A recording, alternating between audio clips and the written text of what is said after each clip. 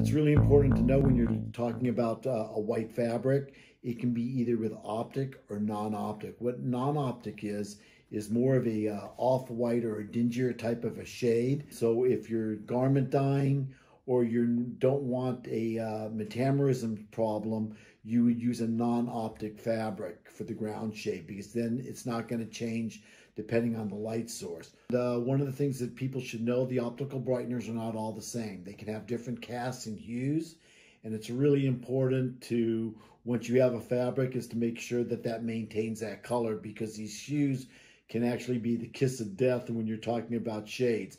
What most people like in a really good white color is a blue.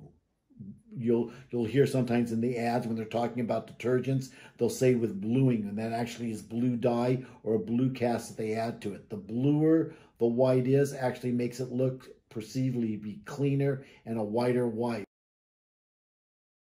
Well, white points are very critical when you're matching shades, especially when you're doing things that could be a coordinate or how it's going to look in one light source to the other. Whenever you're matching a shade, they always give you one to ask you for what the light source is. That could be daylight, fluorescent, or incandescent. Is if people could all use the same optical brightener, then we wouldn't have problems matching a shade from one place to another or one white ground shade to another. Never going to happen, because some people like the blue shade, some people like it on the red side, some people like it on the yellow, and you can never get anybody to say they like the exact same thing. That's just like saying that I only like blondes or redheads. It's kind of one of those deals. Either you like it or you don't like it. So that's why we have the variations.